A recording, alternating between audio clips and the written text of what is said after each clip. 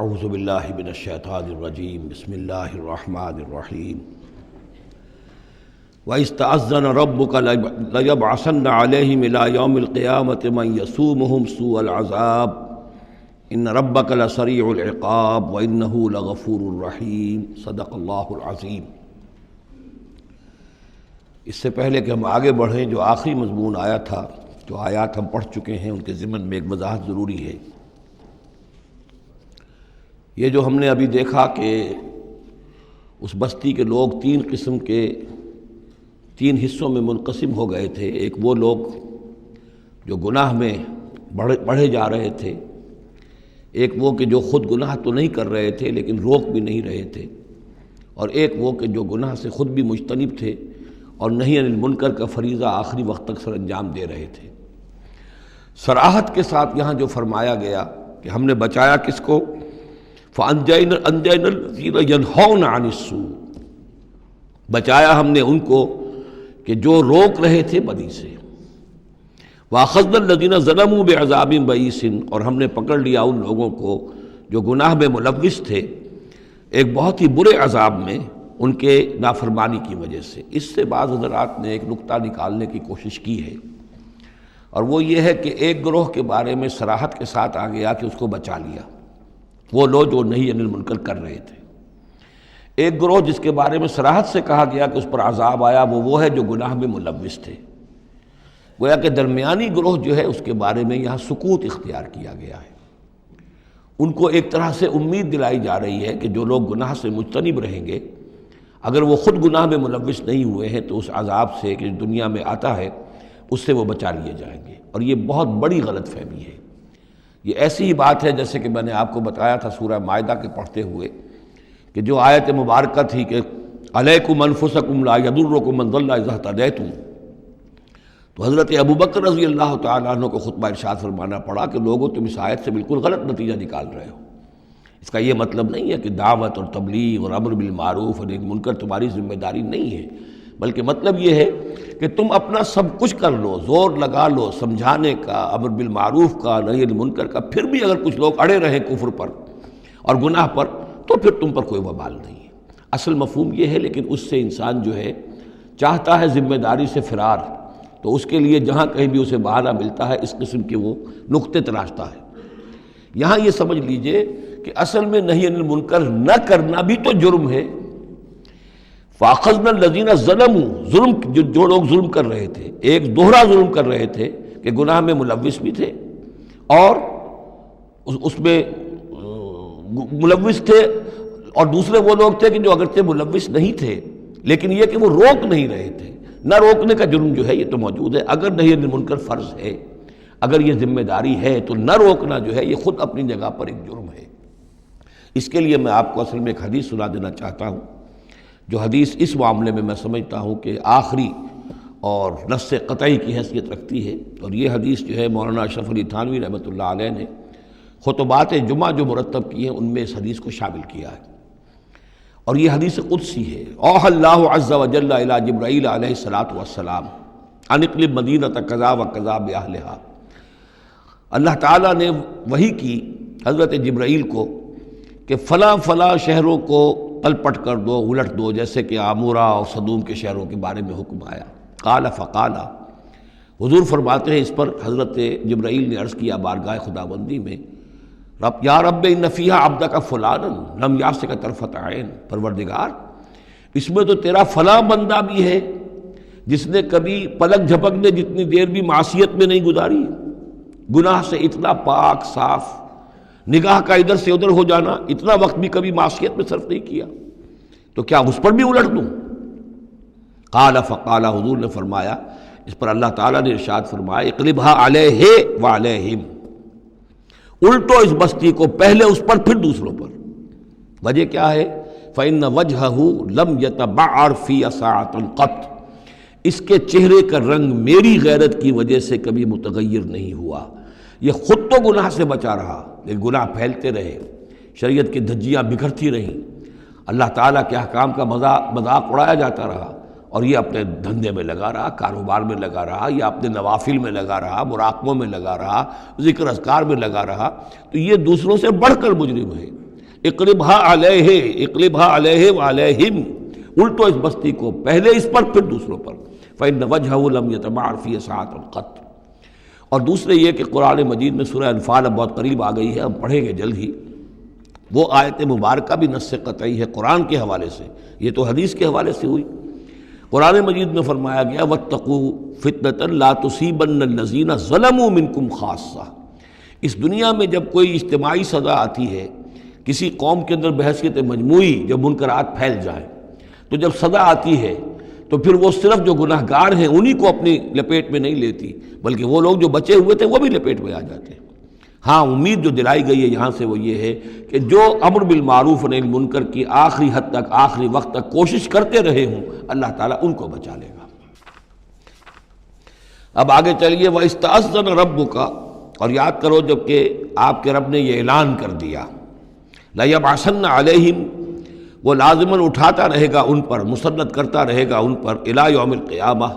قیامت کے دن تک ایسے لوگوں کو، من یسومہم سوء العذاب، جو انہیں بدترین عذاب کے اندر مبتلا کرتے رہیں گے۔ ان ربک لسریع العقاب، یقیناً آپ کا رب سزا دینے میں بہت جلدی کرتا ہے، وانہ لغفور الرحیم، اور یقیناً وہ غفور بھی ہے، رحیم بھی ہے۔ اللہ کی تو یہ دونوں شانیں ہیں، وہ عزیز ذو انتقام بھی ہے، سریع العقاب بھی ہے،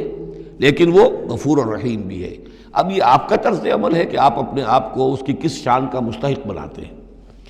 اس آیت میں واقعہ یہ ہے کہ جس قانون کا ذکر ہو رہا ہے اللہ تعالیٰ کی طرف سے اس فیصلے کا، وہ ہماری نگاہوں کے سامنے ان کی پوری تاریخ،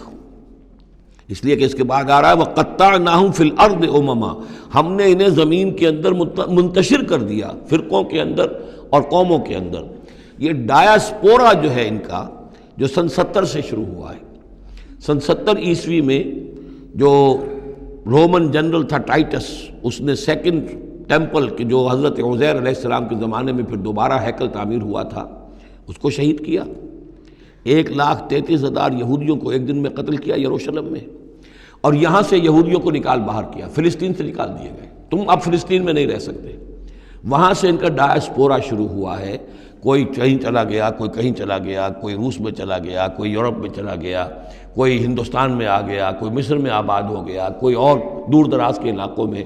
پھر جب یہ امریکہ دریافت ہوا ہے تو یہ امریکہ بھی چلے گئے، وہاں بھی جا کر آباد ہو گئے۔ تو یہ ان کا ڈایاسپورا کا پیریڈ ہے کہ جس میں یہ گویا کہ منتشر کر دیے گئے پوری زمین کے اندر، ان کی کوئی ایک جمعیت کہیں نہیں رہی، اور ہر جگہ ان سے نفرت تھی، شدید نفرت۔ بلکہ ان کے اوپر واقعہ یہ کہ یورپ میں تو بڑا ان کے اوپر ظلم بھی ہوتا تھا، جس طرح چاہتے تھے ان کو وہاں کے عیسائی جو ہیں، جیسا کہ میں بتا چکا ہوں کہ ان کو معلوم تھا کہ یہ جو جن کو ہم خدا مانتے ہیں حضرت عیسیٰ علیہ السلام، ان کو سولی پر چڑھوایا انہوں نے، اور انہوں نے کفر کیا، اور وہ حضرت مسیح علیہ السلام کی شان میں گستاخی کرتے ہیں، حضرت مریم کی شان میں گستاخی کرتے ہیں، تہمتیں لگاتے ہیں، لہذا وہ ان کے درمیان دشمنی رہی۔ اور اس کی آخری مثال اس صدی میں، یعنی دور کی تاریخ تو شاید ہمیں معلوم ہو کہ شاید فیری ٹیلز ہیں، یہ کوئی کہانیاں ہیں جو ہم سن رہے ہیں، اس صدی میں جو ہوا ہٹلر کے ہاتھوں 6 ملین 60 لاکھ یہودی ختم کیے اس نے، پورا مشرقی یورپ کا یہودی جو ہے کھینچ کھینچ کر وہاں سے پکڑ پکڑ کر، جہاں تک ہٹلر کی حکومت بنی تھی، جہاں تک اس کی جو گئے تھے فتوحات کا دائرہ، وہاں سے یہودیوں کو کھینچ کھینچ کر کنسنٹریشن کیمپس میں لایا گیا۔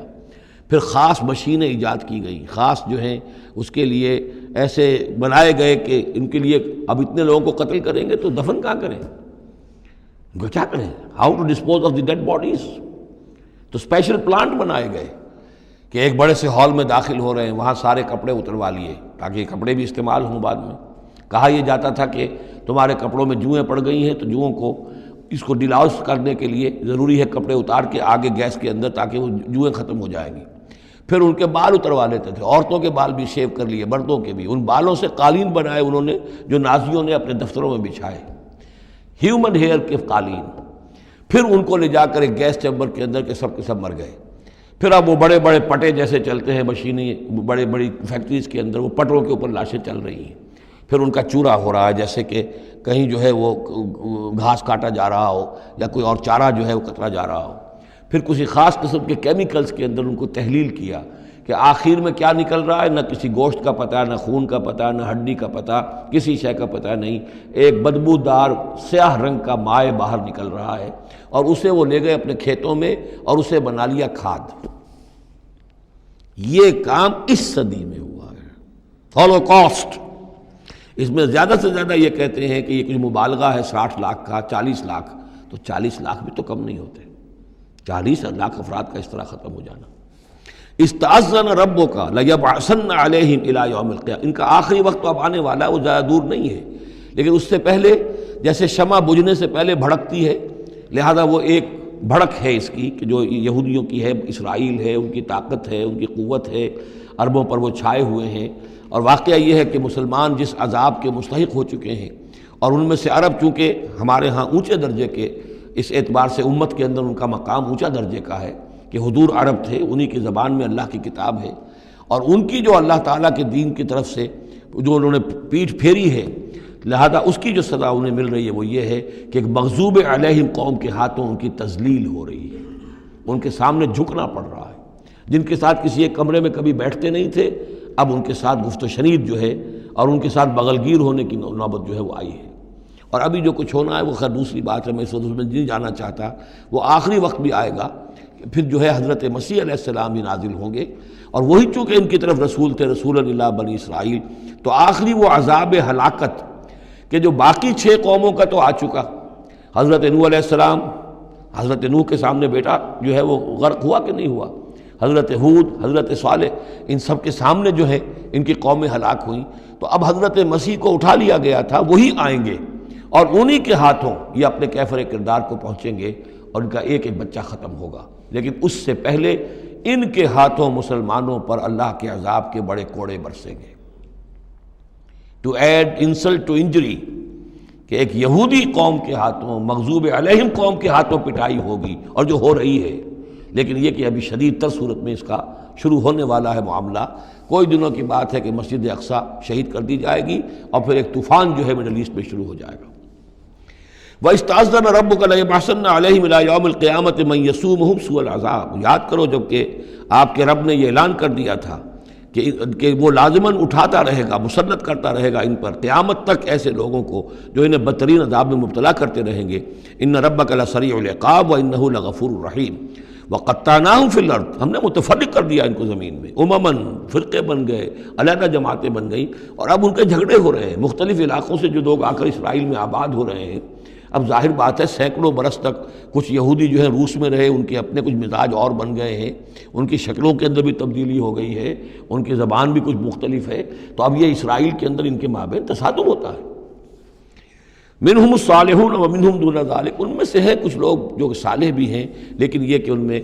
وہ بھی ہیں کہ جو دوسری طرح کے ہیں، اور طرح کے ہیں۔ بلوناہم بالحسنات والسیئات لعلہم یرجعون، ہم انہیں بھلائی سے اور برائی سے آزمائش کرتے رہے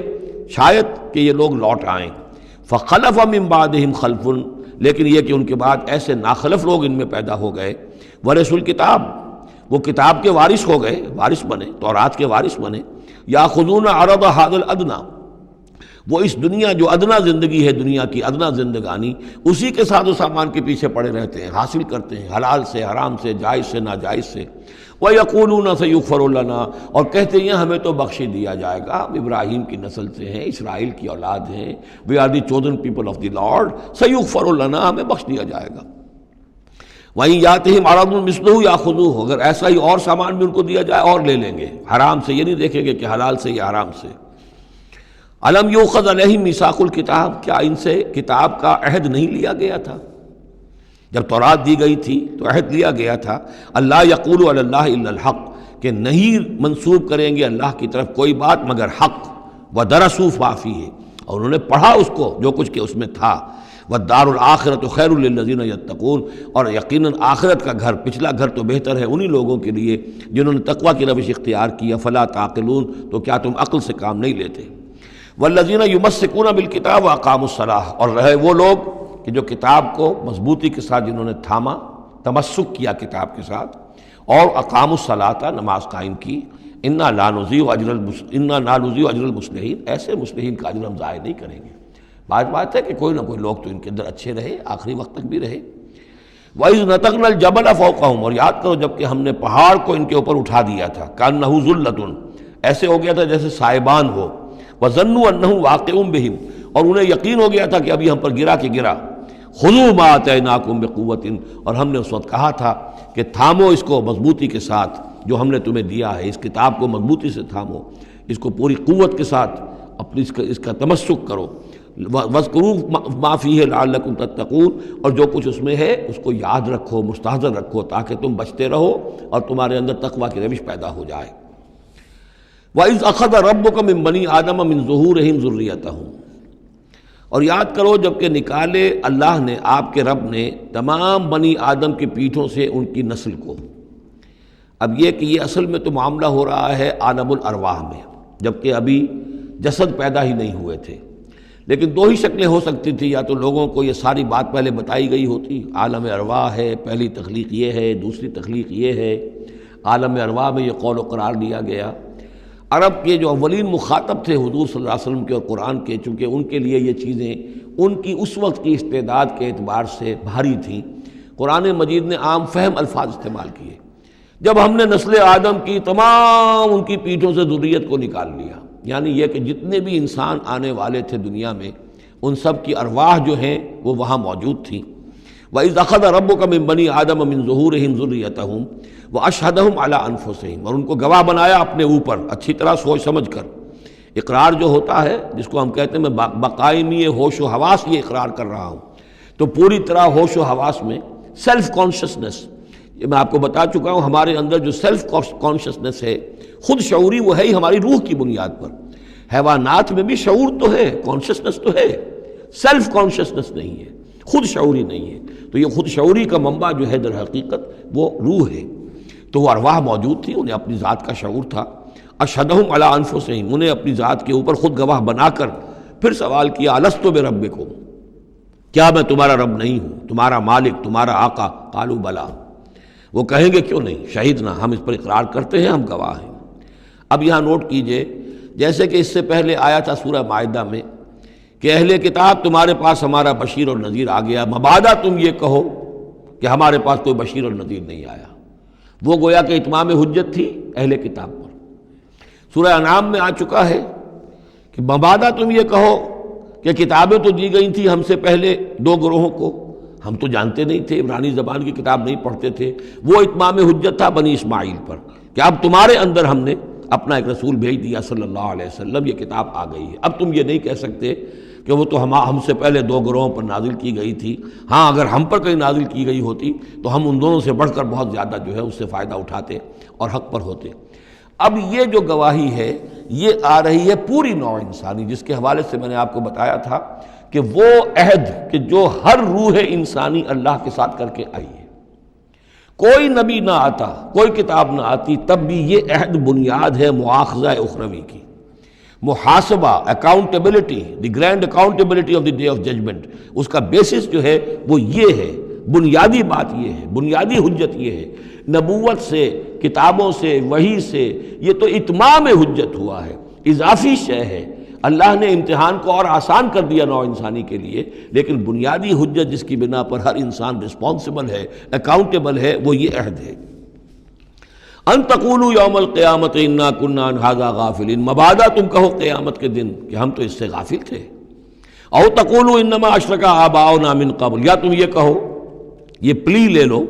کہ ہمارے آباء و اجداد تھے، انہوں نے شرک کیا تھا، وَكُنَّا ذُرِّيَّةً مِّن بَعْدِهِمْ، ہم ان کے بعد ان کی نسل میں سے تھے، ہم ان کے راستے پر چلتے رہے، لہذا اصل جرم تو ان کا ہے، ہمارا نہیں۔ أَفَتُهْلِكُنَا بِمَا فَعَلَ الْمُبْطِلُونَ، تو کیا پروردگار تو ہمیں ہلاک کرے گا ان لوگوں کے فعل کی وجہ سے کہ جنہوں نے یہ باطل ایجاد کیا تھا؟ ایجاد تو انہوں نے کیا تھا، ہم تو موجد نہیں ہیں، ہم تو ان کے مقلد تھے، متبع تھے۔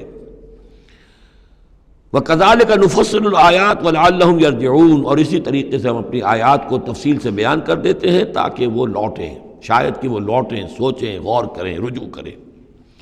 اب ایک واقعہ آ رہا ہے ایک شخصیت کا، اور اس کی تمثیل کے پیرائے میں، ویسے تو یہ واقعہ ہے، یہ صرف کوئی تشبیہ نہیں ہے،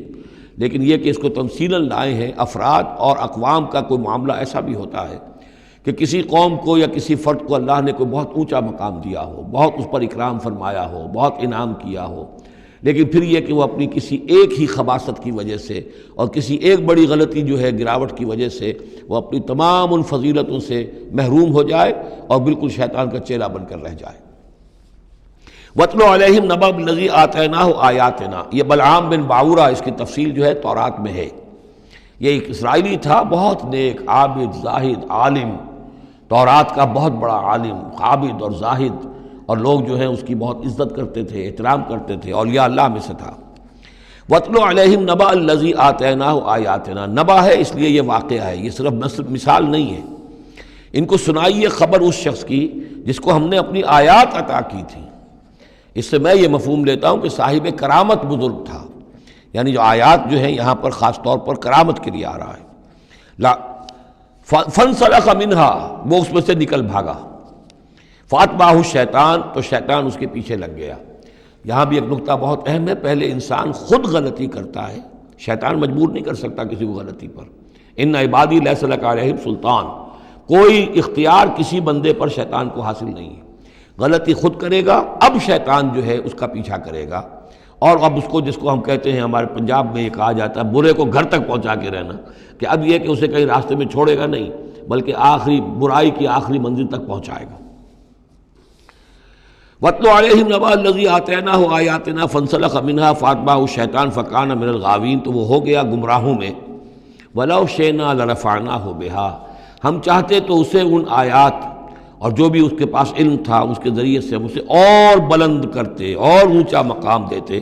وَلَكِنَّهُ أَخْلَدَ إِلَى الْأَرْضِ، مگر وہ تو زمین کی طرف دھنستا چلا گیا۔ یہ زمین کی طرف دھنسنا کیا ہے؟ ایک ہمارا جسد ہے، یہ حیوانی جسد، یہ زمین سے آیا ہے، منہا خلقناکم، اور اس کے تقاضے ہیں۔ ایک وہ روح ہے جو عہد کر کے آئی ہے الست بربکم،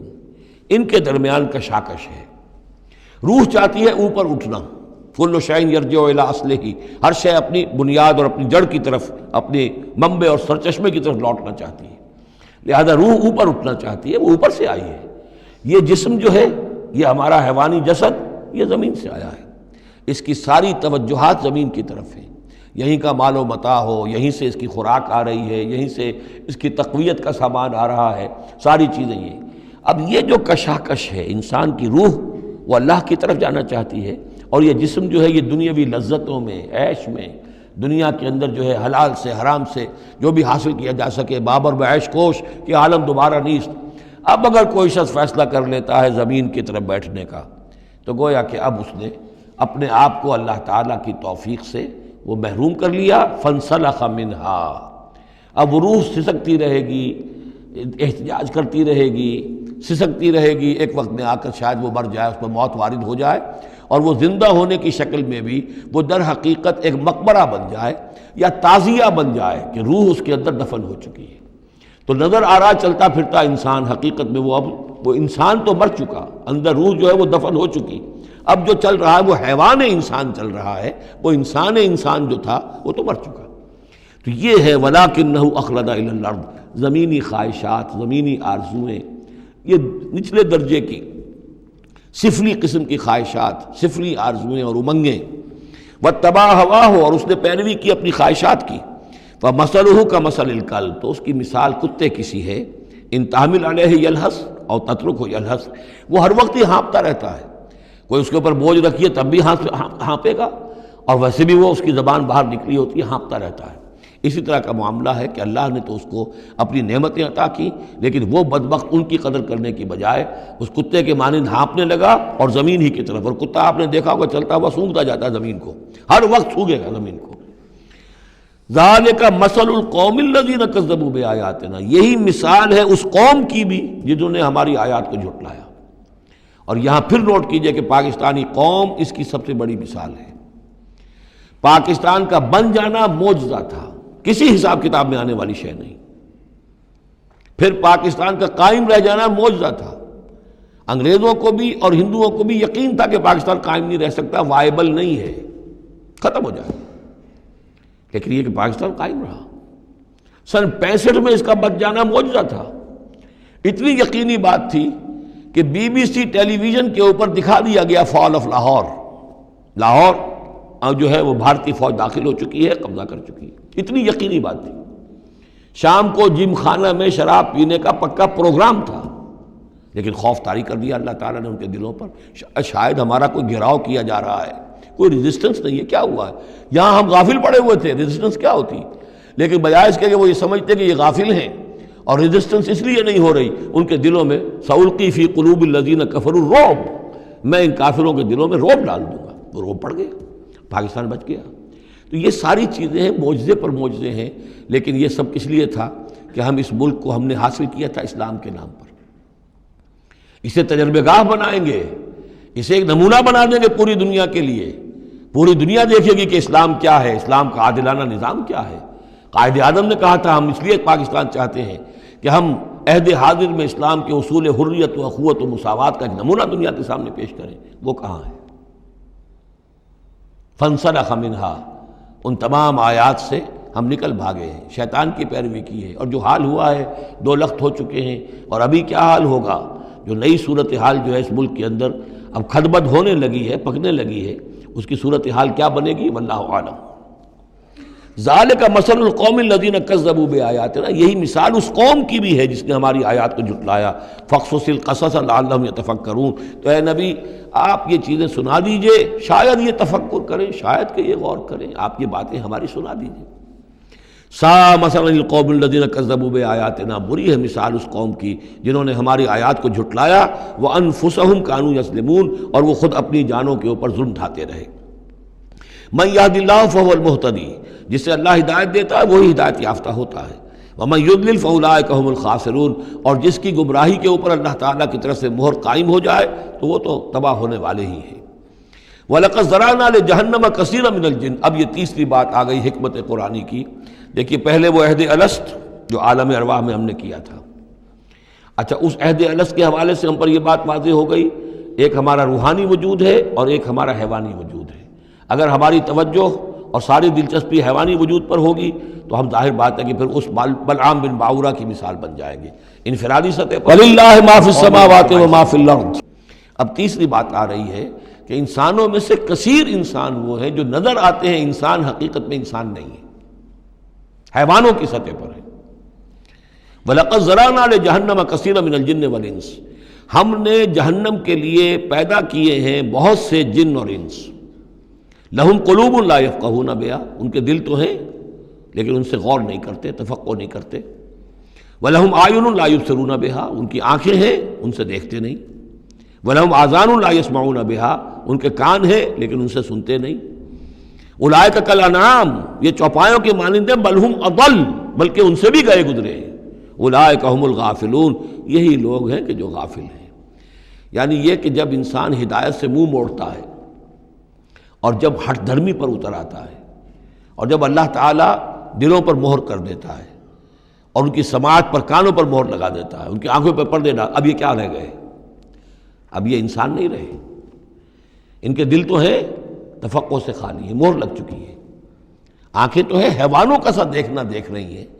کتا بھی دیکھ لیتا ہے گاڑی آ رہی ہے مجھے بچنا ہے، انسان نے بھی دیکھ لیا، لیکن یہ دیکھنا حیوانی دیکھنا ہے۔ انسانی دیکھنا تو کچھ اور ہوتا ہے، کسی شے کو دیکھے اور اس کی حقیقت پر غور کرے۔ اہل نظر ذوق نظر خوب ہے، لیکن جو شے کی حقیقت کو نہ دیکھے وہ نظر کیا۔ لیکن یہ انسانی دیکھنا جو ہے، دیدن دیگر آموز شنیدن دیگر آموز، وہ دوسری قسم کا دیکھنا سیکھو، دوسری قسم کا سننا سیکھو۔ وہ سننا جو دل سے سنا جاتا ہے، وہ دیکھنا جو دل سے دیکھا جاتا ہے۔ لیکن جب ان کے دلوں پر مہر ہو گئی، ان کے کانوں پر مہر ہو گئی، ان کی آنکھوں پر پردے پڑ گئے، اب ان کا حال کیا ہے؟ لہم قلوب لا یفقہون بہا ولہم اعین لا یبصرون بہا ولہم آذان لا یسمعون بہا اولئک کالانعام بل ہم اضل، یہ چوپایوں کے مانند ہیں بلکہ ان سے بھی گئے گزرے۔ اس لیے کہ چوپایوں کو تو اللہ نے پیدا ہی اس لیول پر کیا تھا، ان کو پیدا کیا تھا بہت اونچے مقام پر۔ یہی سورۃ التین کا مضمون ہے، والتین والزیتون وطور سینین وہذا البلد الامین لقد خلقنا الانسان فی احسن تقویم ثم رددناہ اسفل سافلین، انسان پیدا کیا گیا اس بلند ترین مقام کے اوپر، مسجود ملائک، لیکن پھر جب یہ گرتا ہے تو سب سے نچلوں میں سب سے نیچے ہوتا ہے۔ تو یہ وہ لوگ ہیں اولئک کالانعام بل ہم اضل اولئک هم الغافلون، یہی لوگ ہیں جو غافل ہیں، اس دنیا میں رہتے ہیں، حیوانوں کی طرف کھایا پیا چرا چگا اور جو ہے بس دنیا کی لذتیں اٹھائیں اور مر گئے، کچھ ہوش نہیں کہ کیوں ہم پیدا کیے گئے، کون ہمارا خالق ہے، کون ہمارا مالک ہے، زندگی کاہے کے لیے ہے، زندگی آمد برائے بندگی، زندگی بے بندگی شرمندگی، کو مرنے کے بعد کہیں کسی کے سامنے حاضری ہے، کوئی جواب نہیں، کچھ نہیں، کوئی ہوش نہیں۔ وَلِلَّهِ الْأَسْمَاءُ الْحُسْنَى، اور تمام اچھے نام اللہ ہی کے ہیں، فَادْعُوهُ بِهَا، تو پکارو انہیں اس کے ذریعے سے، پکارو اللہ کو ان کے ذریعے سے۔ ایک نقطہ یہاں نوٹ کر لیجئے، قرآن مجید سے کہیں اللہ تعالیٰ کے لیے لفظ صفت ثابت نہیں ہوتا۔ ویسے حدیث میں ہے، میں صرف بیان کر رہا ہوں، قرآن میں نہیں۔ قرآن میں اللہ کے لیے لفظ آتا ہے نام، اسما، یہ سب اللہ کے نام ہیں۔ ویسے یہ کہ صفاتی نام ہے یہ دوسری بات ہے، لیکن صفات کا لفظ جو ہے، صفت کا لفظ اللہ کے لیے ایجاباً مثبت طور پر قرآن میں کہیں نہیں آیا۔ نام ہے اللہ کے، اور نام جو ہے در حقیقت کسی ایک ہی شے کے 100 نام ہو سکتے ہیں۔ تلوار کے 5000 نام ہیں، تلوار تو ایک ہی شے ہے نا، لیکن اس کے مختلف اوصاف کے اعتبار سے بہت سے نام اس کے عرب رکھ لیتے تھے۔ تو اللہ تعالیٰ کے نام ہیں، ان ناموں میں سے کچھ قرآن میں بھی آئے ہیں، کچھ ایک حدیث ہے حضرت ابو ہریرہ سے رضی اللہ تعالیٰ عنہ، جس میں کہ حضور نے 99 نام گنوائے ہیں کہ اللہ کے یہ 99 نام ہیں، اور ان کے ذریعے سے تو اللہ سے دعا کی جائے تو اس کے ناموں کے حوالے سے، اللہ تعالیٰ کے ناموں کے، فَادْعُوهُ بِهَا، اللہ تعالیٰ کو پکارا کرو اس کے ناموں کے حوالے سے،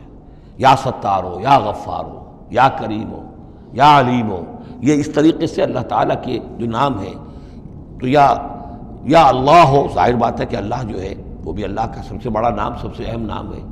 اس حوالے سے اس کو پکارو، دعا کرو اس کے ناموں کے حوالے سے۔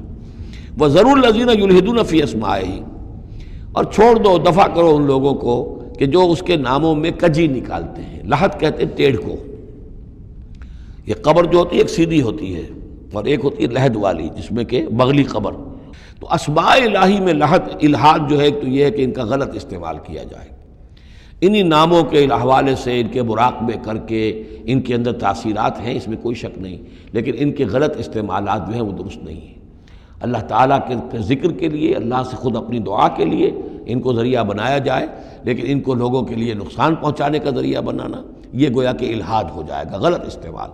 اور دوسرے یہ کہ بعض اللہ تعالیٰ کے نام جو ہیں وہ جوڑوں کی شکل میں ہیں، ان میں ایک ہی کے حوالے سے پکارنا وہ بھی الحاد ہو جائے گا۔ المعز، المذل، یہ اب جوڑا ہے، وہی عزت دینے والا ہے، وہی ذلت دینے والا ہے، لیکن اگر آپ نے یا مذلو یا مذلو یا مذلو کہنا شروع کر دیا تو یہ الحاد ہو جائے گا۔ اے ذلیل کرنے والے، اے ذلیل کرنے والے، اے ذلیل کرنے والے، جہاں دونوں لفظ آنے چاہیے، یا معز ہو یا مذل ہو، اے وہ کہ جو عزت دینے والا ہے اور اے وہ کہ جو ذلیل کرتا ہے۔ یہ دونوں نام جو ہے الرافع والخافض، ایک وہ ہے کہ جو اٹھانے والا ہے، اونچا کرنے والا ہے اور نیچے گرانے والا ہے، وہ الخافض بھی ہے، الرافع بھی ہے، المعز بھی ہے، المذل بھی ہے، المحیی بھی ہے، الممیت بھی ہے، زندہ رکھنے والا بھی ہے، موت وارد کرنے والا بھی ہے۔ تو یہ جو جوڑوں کے نام ہیں ان کو ساتھ ساتھ ہی ہمیشہ رکھنا چاہیے۔ سَيُجْزَوْنَ مَا كَانُوا يَعْمَلُونَ، القریب وہ بدلہ پائیں گے اپنے اعمال کا۔ وَمِمَّنْ خَلَقْنَا أُمَّةٌ يَهْدُونَ بِالْحَقِّ وَبِهِ يَعْدِلُونَ، اور جو انسان ہم نے پیدا کیے ہیں ان میں یقیناً ہر دور میں کچھ لوگ رہے ہیں، ایسی جماعتیں رہی ہیں، اور جیسے کہ حضور نے ضمانت دی ہے کہ میری امت میں ایک طبقہ، ایک جماعت، ایک گروہ ضرور، لا تزال فی امتی طائفۃ قائمین علی الحق، حق پر قائم رہے گی۔ تو فرمایا وہ یہدون بالحق، جو حق کی ہدایت بھی دیتے رہیں گے، اور بہی یعدلون، اور حق ہی کے ساتھ عدل بھی کرتے رہیں گے۔ والذین کذبوا بآیاتنا سنستدرجهم من حیث لا یعلمون، باقی رہے وہ لوگ کہ جو ہماری آیات کی تکذیب کرتے ہیں، تو ہم رفتہ رفتہ سہج سہج ان کو لے آئیں گے وہاں سے جہاں انہیں پتہ بھی نہیں ہوگا۔ استدراج اسے کہتے ہیں کہ ایک شخص کفر کے راستے میں بڑھتا جا رہا ہے، لیکن اس کی کامیابیاں دنیا میں بڑھتی جا رہی ہیں، وہ اور بڑھ رہا ہے اور بڑھ رہا ہے، وہ سمجھ رہا ہے اللہ کا فضل ہو رہا ہے مجھ پر، حالانکہ اصل میں اللہ تعالیٰ نے اس کی رسی دراز کی ہے تاکہ اور گناہ جو اس نے کمانے ہیں وہ کما لے۔ اس کو استدراج کہتے ہیں، اور یہ بہت بڑا فتنہ ہے۔ بسا اوقات ایک انسان غلط راستے پر چل رہا ہے، لیکن وہ اس استدراج کی وجہ سے یہ سمجھ بیٹھتا میں صحیح راستے پر ہوں، تبھی تو اللہ کی رحمت آ رہی ہے، تبھی تو مجھے کامیابی مل رہی ہے، قدم قدم پر جو ہے کامیابی میری قدم بوسی کر رہی ہے۔ نہیں، یہ استدراج ہے۔ والذین کذبوا بآیاتنا سنستدرجهم من حیث لا یعلمون، ہم آہستہ آہستہ انہیں پکڑ لیں گے جہاں سے انہیں پتہ بھی نہیں ہوگا۔ وَأُمْلِي لَهُمْ، آپ ان کو ڈھیل دیں گے، ان قیدی متین، میری چال بہت مضبوط ہے۔ جب وہ مچھلی جو ہے کانٹا اس کے حلق میں اب پھنس چکا ہے، اب اس کی ڈور جو ہے آپ ڈھیلی کرتے رہیے، کوئی حرج نہیں، ان قیدی متین کہیں جانے والی نہیں ہے۔ اولم یتفکروا، کیا یہ لوگ تفکر نہیں کرتے، غور و فکر نہیں کرتے، ما بصاحبہم من جنہ، ان کے جو ساتھی ہیں یعنی محمد صلی اللہ علیہ وسلم، انہیں کوئی جنون نہیں ہے، کوئی جن ان پر نہیں آ گیا ہے۔ یہ بھی وہی انداز ہے سرچنگ کویسچن کہ ذرا غور کرو، کبھی تم نے سوچا ہے، کہہ تو دیتے ہو تم، کبھی سوچا ہے یہ محمد صلی اللہ علیہ وسلم جو تمہاری نگاہوں کے سامنے ہے، ان کی سیرت، ان کا کردار، ان کی شخصیت، ان کی طہارت، ان کی صفائی، نظافت، یہ چیزیں ایسی ہیں کہ جن کے بارے میں کوئی شخص یہ کہہ سکے کہ ان پر کوئی جن آ گیا ہے یا ان کا کوئی دماغی توازن ٹھیک نہیں رہا۔ ما بصاحبہم من جنہ، کوئی ان کو جنون نہیں ہے، کوئی جن ان کے اوپر نہیں آ گیا، ان ہوا الا نذیر مبین، نہیں ہے یہ مگر ایک واضح طور پر خبردار کر دینے والے۔ اولم ينظروا فی ملکوت السماوات والارض وما خلق اللہ من شیء، اور کیا یہ لوگ غور و فکر نہیں کرتے آسمانوں اور زمین کی سلطنت میں اور جو اللہ تعالیٰ نے چیزیں بنائی ہیں، وان عسى ان يكون قد اقترب اجلهم، اور کیا انہیں یہ گمان نہیں ہے ہو سکتا ہے کہ ان کی مہلت ختم ہوا چاہتی ہو، ان کی اجل، لکل امت اجل، ہر قوم کے لیے ایک اجل معین ہے، تو تم کیسے نچنت ہو گئے ہو سکتا ہے کہ تمہاری وہ اجل اب قریب آ چکی ہو۔ ان یکون قد اقترب اجلہم فبأی حدیث بعدہ یؤمنون، تو اب اس کے بعد اور کس شے پر، کس بات پر یہ ایمان لائیں گے؟ من یضلل اللہ فلا ہادی لہ، جس کو اللہ گمراہ کر دے گا یا جس کی گمراہی پر اللہ کی طرف سے مہر تصدیق ثبت ہو جائے گی، اب اسے کوئی ہدایت دینے والا نہیں۔ وَيَذَرُهُمْ فِي طُغْيَانِهِمْ يَعْمَهُونَ، اور وہ چھوڑ دے گا ان کو ان کی سرکشی میں اندھے ہو کر آگے بڑھتے ہوئے۔ يَسْأَلُونَكَ عَنِ السَّاعَةِ أَيَّانَ مُرْسَاهَا، اے نبی آپ سے پوچھتے ہیں یہ قیامت کب آئے گی، آپ ہمیں بہت ڈراتے رہتے ہیں قیامت قیامت قیامت کب آئے گی، کب لنگر انداز ہوگی۔ قُلْ إِنَّمَا عِلْمُهَا عِنْدَ رَبِّي، کہہ دیجئے اس کا علم تو میرے رب کے پاس ہے۔ لا يجلیها لوقتها الا هو، نہیں روشن کرے گا اسے اس کے وقت پر مگر خود وہ، اس کا وقت سوائے اللہ کے کسی کے علم میں نہیں، کسی فرشتے کے علم میں نہیں ہے، کسی کے علم میں نہیں ہے، وہی ہے لا یجلیها لوقتها، اپنے اس وقت معین کے اوپر خود ہی اسے روشن کرے گا۔ ثقلت فی السماوات والارض، ویسے وہ آسمانوں اور زمین ہی کے اندر اٹھی ہوئی ہے، حمل اسی کے اندر ہے اس کا، یعنی یوں سمجھیے کہ ہر شے کے اندر جو تخلیق کی گئی ہے اس کی فنا بھی اسی شے میں موجود ہے۔ ہر تخلیق جو ہے اس کی ایک اجل مسمى ہے، تو گویا کہ اس کی موت اس کے ساتھ ہی ہے، ہم اپنی موت اپنے ساتھ لیے پھر رہے ہیں۔ اسی طرح یہ کائنات جو ہے جس کی تخلیق کی گئی ہے، یہ گویا کہ وہ جو جیسے کسی کا حمل ہوتا ہے عورت کا، وہ حمل لیے پھر رہی ہو، اسی طریقے سے یہ کائنات اپنی اس قیامت کو اٹھائے پھر رہی ہے۔ ثقلت فی السماوات والارض لا تاتیکم الا بغتۃ، لیکن نہیں آئے گی تم پر مگر اچانک۔ یسألونک کأنک حفی عنہا، اے نبی آپ سے تو یہ اس طرح پوچھتے ہیں گویا کہ آپ اس کی کھوج میں لگے ہوئے ہیں، آپ کو یہی فکر دامنگیر ہے قیامت کب آئے گی، حالانکہ آپ کا اس سے کوئی سروکار نہیں، یہ ہمارا معاملہ ہے۔ قل انما علمها عند اللہ، کہہ دیجئے اس کا علم تو صرف اللہ کے پاس ہے، ولکن اکثر الناس لا يعلمون، لیکن اکثر لوگ علم نہیں رکھتے۔ قل لا املک لنفسی نفعا ولا ضرا، کہہ دیجئے مجھے کوئی اختیار نہیں ہے خود اپنی جان کے بارے میں بھی، نہ کسی نفع کا اور نہ ضرر کا، الا ما شاء اللہ، سوائے اس کے کہ جو اللہ چاہے۔ ولو كنت اعلم الغیب لاستكثرت من الخیر، اور اگر مجھے علم غیب حاصل ہوتا تو میں تو بہت سا خیر جمع کر لیتا، میرے پاس علم غیب نہیں ہے۔ یہ جیسا کہ ہم پہلے پڑھ چکے سورہ نام میں، کہہ دیجئے میں نہ تم سے یہ کہتا ہوں کہ میں فرشتہ ہوں، نہ میں یہ کہتا ہوں کہ میرے پاس علم غیب ہے، نہ میں یہ کہتا ہوں کہ میرے پاس اللہ کے خزانے جو ہیں وہ میرے قبضہ قدرت میں ہیں، کچھ بھی نہیں۔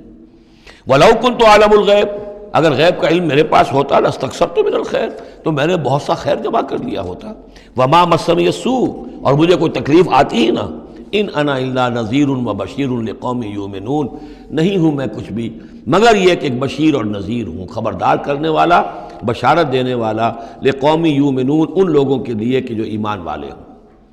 هو الذی خلقکم من نفس واحدۃ، وہی ہے جس نے تمہیں پیدا کیا ایک جان سے، وجعل منها زوجها،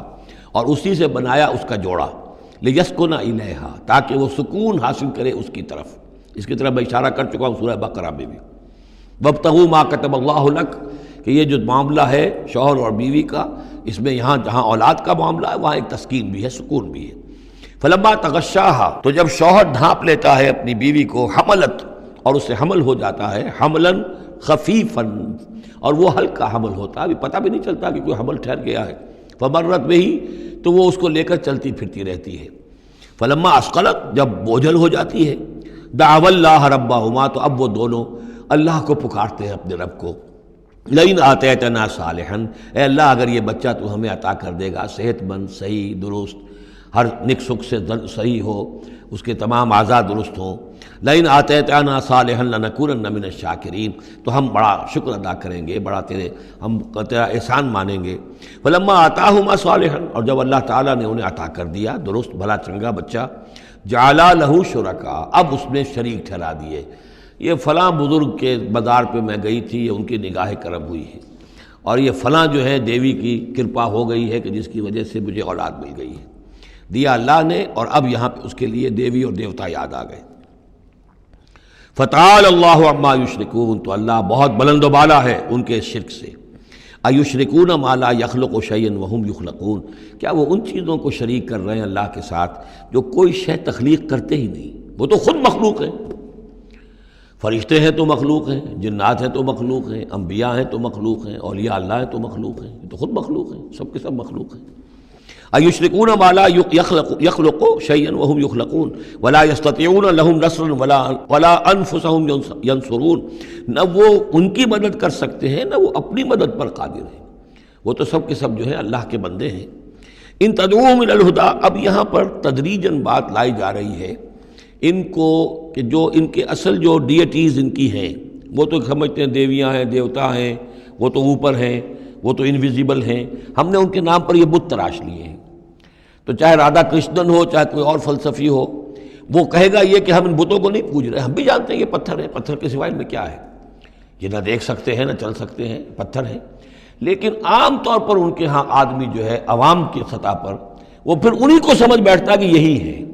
اور چومتا ہے، چاٹتا ہے، جو بھی کرتا ہے، ان کا دھون پیتا ہے، ان کے سامنے ڈنڈوت کرتا ہے، ان کے سامنے جو ہے حلوے مانڈے پیش کرتا ہے، تو عوامی سطح پر ذہن میں یہی آ جاتا ہے کہ یہی ہیں معبود جن کو کہ ہم پوج رہے ہیں، اور انہی کے اندر قدرت ہے ہماری مشکل کشائی کی۔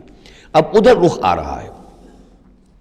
ان تدعوہم الی الہدی، اگر تم پکارو انہیں ہدایت کے لیے کہ تمہیں راستہ دکھا دیں، لا یتبعوکم، وہ تمہاری طرف توجہ ہی نہیں کر سکیں گے، سواء علیکم ادعوتموہم ام انتم صامتون، برابر ہے تم پر کہ تم انہیں پکارو یا خاموش رہو۔ ان الذین تدعون من دون اللہ عباد امثالکم، ہاں جنہیں تم پکار رہے ہو، جنہیں دیوتا اور دیوی بنا لیا ہے، فرشتے ہیں یا اولیاء اللہ ہیں، وہ بھی تمہاری طرح کے بندے ہیں، عباد امثالکم، وہ تمہاری طرح کے بندے ہیں، فادعوہم فلیستجیبوا لکم ان کنتم صادقین، تو پکارو ان کو اور پھر دیکھو اگر تم سچے ہو تو پھر ان کی طرف سے تمہیں کوئی جواب ملنا چاہیے، کوئی وحی آنی چاہیے۔ لیکن یہ کہ ہم نے تو انہیں تمہاری اس، بلکہ آئے گا قرآن مجید میں آگے چل کر کہ وہ کہیں گے کہ ہم تو غافل تھے، ہمیں تو پتہ نہیں تھا کہ تم ہمیں پکارتے رہے، ہمیں ہماری دعائی دیتے رہے اور ہم سے مانگتے رہے، یا شیخ عبد القادر جیلانی شیئن للہ، ہمیں کیا پتہ تم نے یہ ہمارے ساتھ حماقتیں کی ہیں، ہمیں تو کوئی معلوم نہیں، تو وہ تو کہیں گے غافل ہیں ہم۔ اب یہاں بتوں کی طرف اشارہ ہو رہا ہے، ام لہم ارجل یمشون بہا، کیا ان کے پاؤں ہیں، تم نے بنا تو دیے پاؤں، کیا چلتے بھی ہیں ان سے؟ ام لہم ایدین یبطشون بہا، ہاتھ بھی تم نے بنا دیے ان کے، لیکن کیا یہ اس سے پکڑ بھی سکتے ہیں؟ ام لہم اعین یبصرون بہا، کیا ان کی آنکھیں ہیں جن سے یہ دیکھتے ہوں؟ ام لہم آذان یسمعون بہا، یا ان کے جو کان ہیں ان سے یہ سنتے ہیں؟ قل ادعوا شرکاءکم، اے نبی اب کہہ دیجئے، اب یہ قول فیصل ہے، جیسے حضرت ابراہیم سے کہلوا دیا گیا تھا، انی بریء مما تشرکون، اور تم جو بھی کچھ تمہارے یہ معبود ہیں جو میرا بگاڑنا چاہیں بگاڑ لیں، مجھے کوئی خوف نہیں۔ قل ادعوا شرکاءکم، اے نبی ان سے کہہ دیے پکار لو اپنے سارے شریکوں کو، ثم کیدون، اور پھر میرے خلاف جو چالیں چل سکتے ہو چل لو، جو بھی اقدام کر سکتے ہو کر لو، فلا تنظرون، مجھے کوئی مہلت نہ دو، میں تم سے کوئی درخواست نہیں کرتا کہ میرے ساتھ نرمی کرو، مجھے مہلت دو، جو بگاڑ سکتے ہو بگاڑ لو اپنے سارے معبودوں کو پکار کر۔ ان ولی اللہ الذی نزل الکتاب، میرا ولی، میرا پشت پناہ، میرا مددگار، میرا حمایتی، میرا حفاظت کرنے والا وہ اللہ ہے جس نے یہ کتاب مجھ پر نازل کی ہے۔ وَهُوَ يَتَوَلَّى الصَّالِحِينَ، اور وہ اپنے صالح بندوں کا ولی ہے، ان کا ساتھی ہے، مددگار ہے، پشت پناہ ہے۔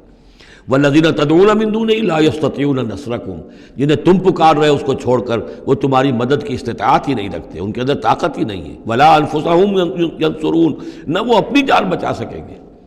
وَإِن تَدْعُوهُمْ إِلَى الْهُدَىٰ لَا يَسْمَعُوا، اگر تم انہیں ہدایت کے لیے پکارو کہ ہمیں کوئی ہدایت دے، جیسے ہم اللہ کو پکارتے ہیں اہدنا الصراط المستقیم اہدنا الصراط المستقیم، تو وہ تو تمہیں لا یسمعون، وہ سنتے ہی نہیں، تم پکارتے رہو۔ وَتَرَاهُمْ يَنظُرُونَ إِلَيْكَ وَهُمْ لَا يُبْصِرُونَ، اور تم سمجھتے ہو کہ وہ تمہیں دیکھ رہے ہیں جبکہ وہ دیکھتے ہی نہیں۔ خُذِ الْعَفْوَ وَأْمُرْ بِالْعُرْفِ، اے نبی صلی اللہ علیہ وسلم، اب یہ آخر میں پھر حضور سے خطاب، یہ اکثر مکی صورتوں میں ہوتا ہے، اختتام پر حضور سے التفات۔ خُذِ الْعَفْوَ، اے نبی عفو کو، درگزر کو تھام لیجئے، یعنی آپ ان سے زیادہ بحث میں،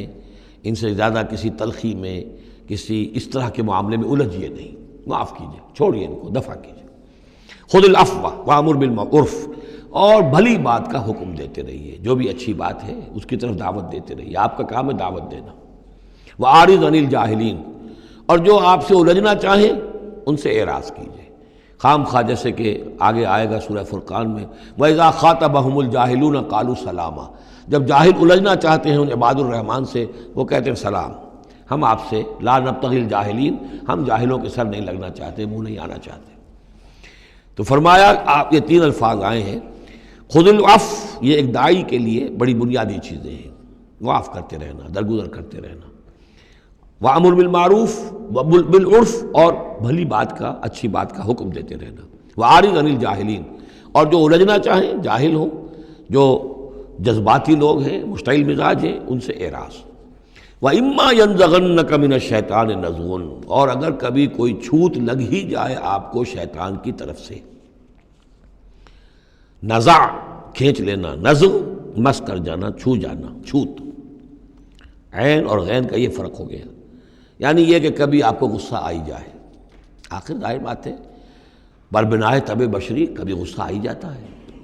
آخر آئی گیا تھا حضور کو غزوہ احد میں، کیف یہدی اللہ قوما خضبوا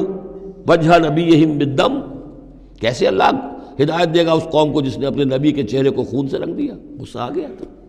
لیس لک من الامر، اے نبی آپ کے ہاتھ میں اختیار نہیں ہے، ہدایت اور ضلالت کا اختیار ہمارے ہاتھ میں ہے۔ اسی طریقے سے اے نبی اگر کبھی غصہ آ جائے، فرمایا وَإِمَّا يَنزَغَنَّكَ مِنَ الشَّيْطَانِ نَزْغٌ فَاسْتَعِذْ بِاللَّهِ، فوراً اللہ کی پناہ طلب کرو، إِنَّهُ سَمِيعٌ عَلِيمٌ، اور یہ پھر آگے چل کر حامیم السجدہ میں بھی یہ آیت آئے گی، إِنَّهُ هُوَ السَّمِيعُ الْعَلِيمُ، یقیناً وہی ہے سب کچھ سننے والا اور سب کچھ جاننے والا۔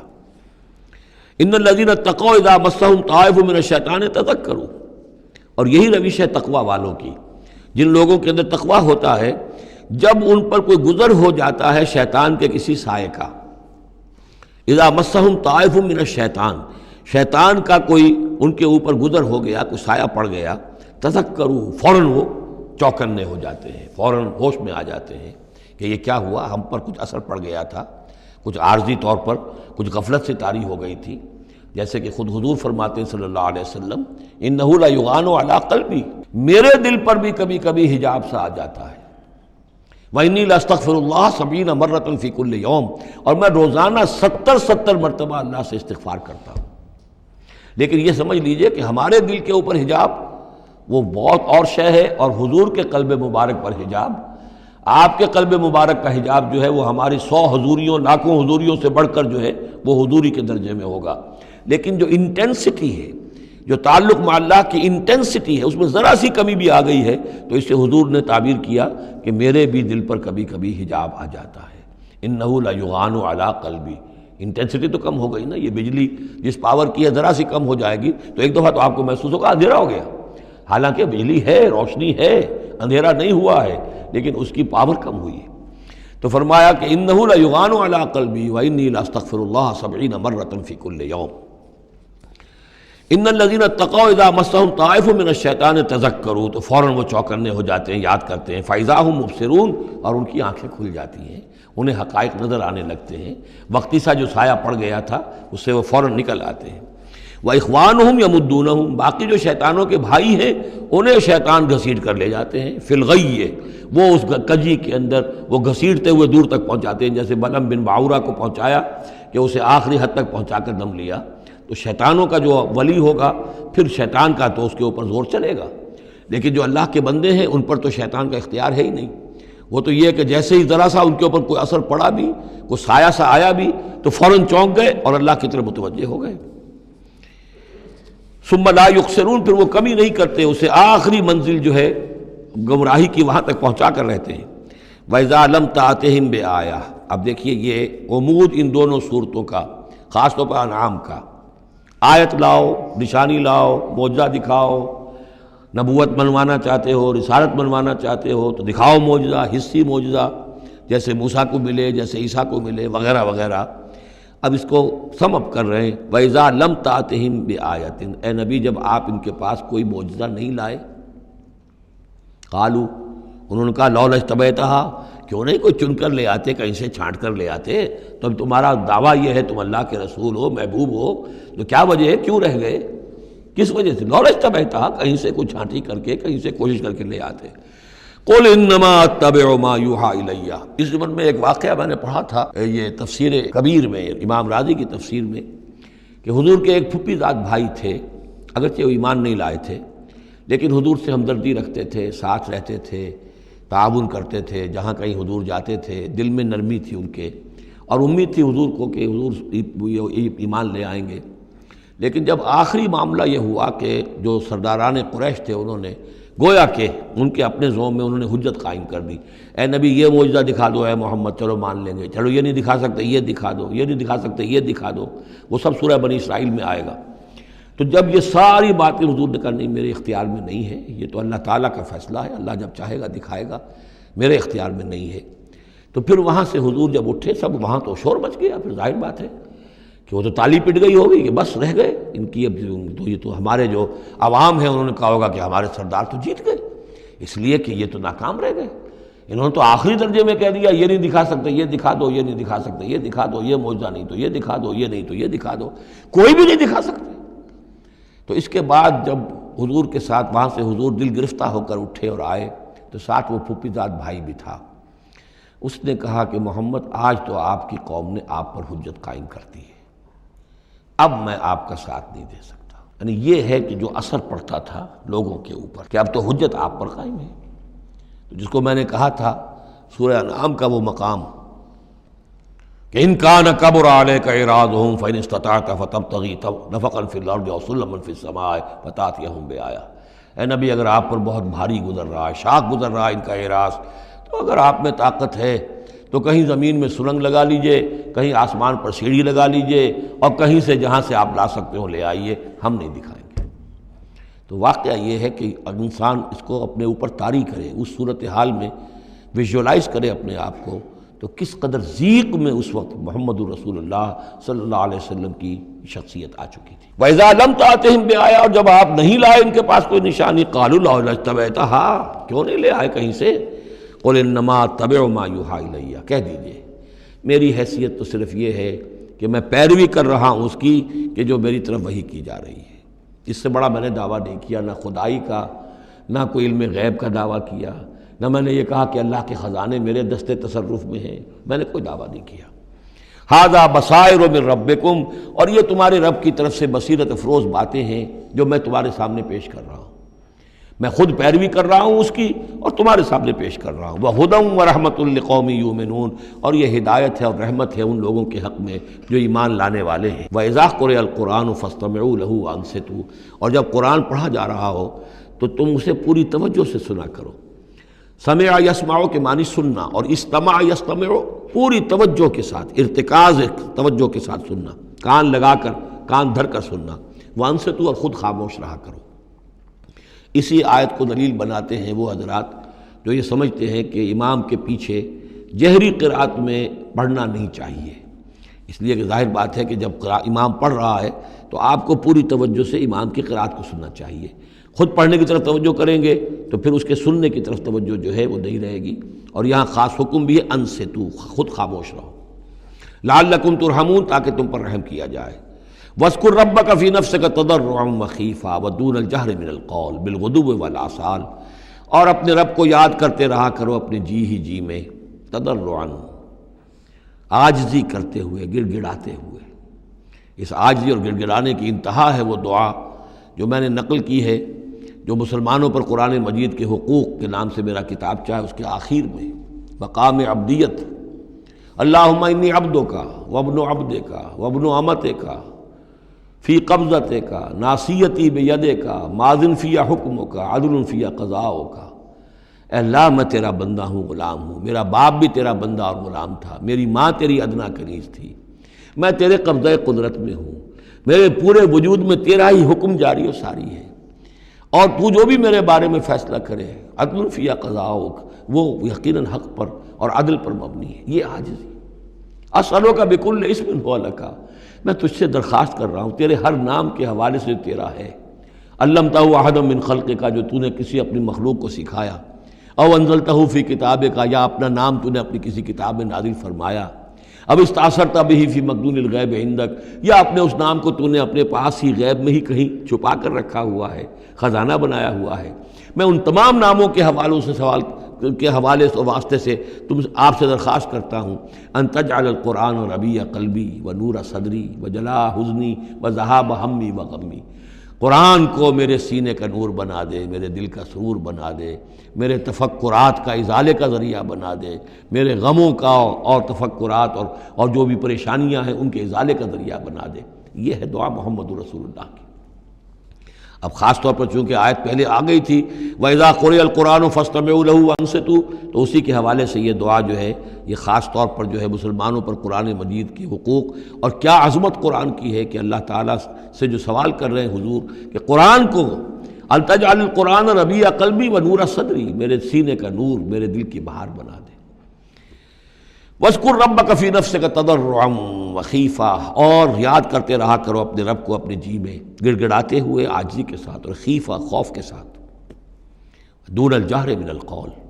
اور بلند آواز سے نہیں، پست آواز سے۔ لیکن یہ ضرور ہے کہ آدمی دعا مانگے تو ایسے مانگے کہ خود سن لے۔ اس میں یہ ہوتا ہے کہ ایک تو دعا وہ مانگ رہا ہے، ایک اس کی سماعت بھی اس دعا سے استفادہ کرتی ہے۔ نماز میں بھی اگر اکیلا انسان نماز پڑھ رہا ہو تنہا، تو جو رکعتیں ہیں چاہے سری بھی ہوں ان کو ایسا ضرور پڑھے کہ جیسے خود وہ سن رہا ہے، اس حد تک جو ہے تاکہ وہ نماز میں جو پڑھ رہا ہے اس کے ساتھ اس کی سماعت بھی اس سے مستفید اور مستنیر ہوتی چلی جائے۔ بالغدو والآصال، اور یہ آپ ذکر کرتے رہے اللہ کا اپنے جی میں عاجزی کے ساتھ اور خوف کے ساتھ، اور یہ کہ زیادہ بلند آواز سے نہیں بلکہ پست آواز سے، صبح کے وقت بھی اور شام کے اوقات میں بھی۔ جیسے میں نے توجہ دلائی تھی سورہ نام کے شروع میں، نور ہمیشہ قرآن میں واحد آئے گا، ظلمات ہمیشہ جمع، اسی طرح غدو یہ ہمیشہ ایک، اور آصال اصیل کی جمع ہے، یعنی شام کے اوقات۔ اور اس میں اشارہ ہے کہ صبح کی نماز ایک ہی ہے جو اللہ تعالیٰ نے فرض رکھی ہے، اور جیسے ہی لدلوک الشمس الی غسق اللیل، سورج ذرا ڈھلنا شروع ہوتا ہے، مغرب کی طرف ذرا اترنا شروع ہوتا ہے، وہاں سے لے کے پے بپے نمازیں ہیں، ظہر ہے، عصر ہے، مغرب ہے، عشاء ہے، تو یہ جو ہے یہ آصال جمع کا صیغہ ہے۔ بالغدو والآصال، غدو والآصال، ولا تکن من الغافلین، اور غافلوں میں سے نہ ہو جائیے۔ ان الذین عند ربک، یقیناً وہ بزرگ ہستیاں، وہ ملائکہ مقربین، وہ ملائے اعلیٰ جو اپنے رب کے پاس ہیں، مقربین ہیں، قریب ترین ہیں، وہ جس کے بارے میں امیر خسرو نے کہا ہے کہ خدا خود میر محفل بود اندر لامکاں خسرو، محمد شمع محفل بود شب جائے کہ من بودم۔ ایک لامکاں کی محفل وہ بھی ہے جہاں کا میر مجلس اللہ ہے، اور جہاں فرشتے ہیں، ملائکہ مقربین ہیں، اور محمد رسول اللہ روح محمدی وہاں گویا کہ چراغ اور شمع کی حیثیت سے ہے۔ تو ان الذین عند ربک لا یستکبرون عن عبادتہ، وہ جو اس کے قریب ترین ہیں وہ بھی اس کی عبادت سے استکبار نہیں کرتے، استکبار کی بنیاد پر عبادت سے دستکش نہیں ہوتے۔ وَيُسَبِّحُونَهُ، اور اس کی تسبیح کرتے رہتے ہیں، وہ لہو یسجدون، اور اس کے لیے سجدے کرتے رہتے ہیں۔ بارک اللہ لی ولکم فی القرآن العظیم ونفعنی وإیاکم بالآیات والذکر الحکیم۔